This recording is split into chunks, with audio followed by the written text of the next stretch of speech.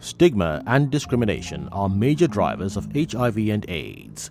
One of the main reasons people are reluctant to test for HIV, share their HIV status with others, or access the services and support, thereby increasing the spread and impact of HIV and AIDS. As part of the government's efforts to control the spread of the disease through legislation, the Antidiscrimination Act was signed into law.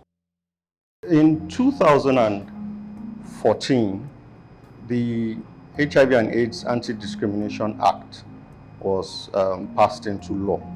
And basically, that act provided to protect the dignity and safeguard the rights of people living with and those affected by HIV and AIDS. And for penalties, the act also provides for jail time.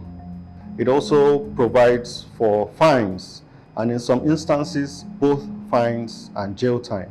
And these apply not just to offending individuals, but also even to organizations that might be found wanting in accordance to the Anti-Discrimination Act. The National Agency for the Control of AIDS, NACA, with partners, have produced simplified versions of the Act in various languages and formats.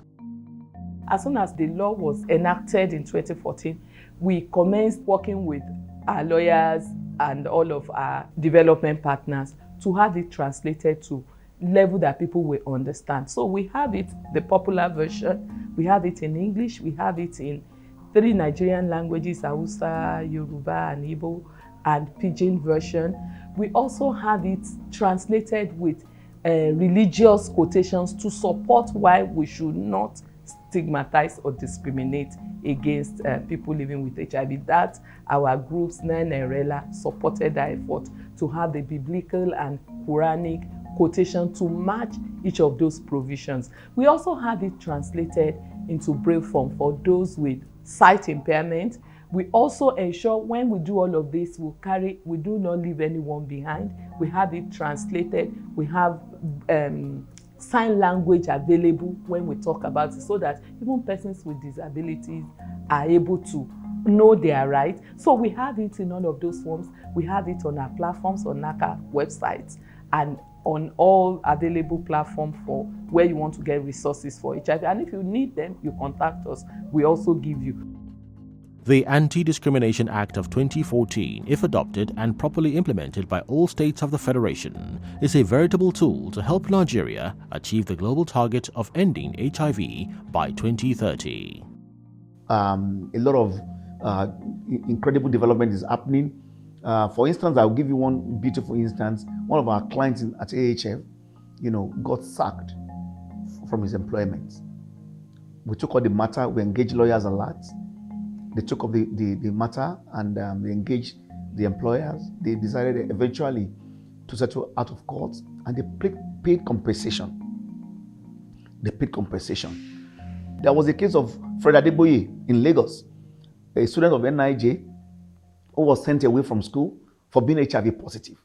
He went to the rector of the school to tell him I will be needing special leave from school once a month.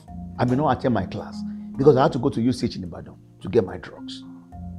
On hearing this, they terminated his admission. We fought. Actors fought. Everybody, stakeholders fought. It was reinstated.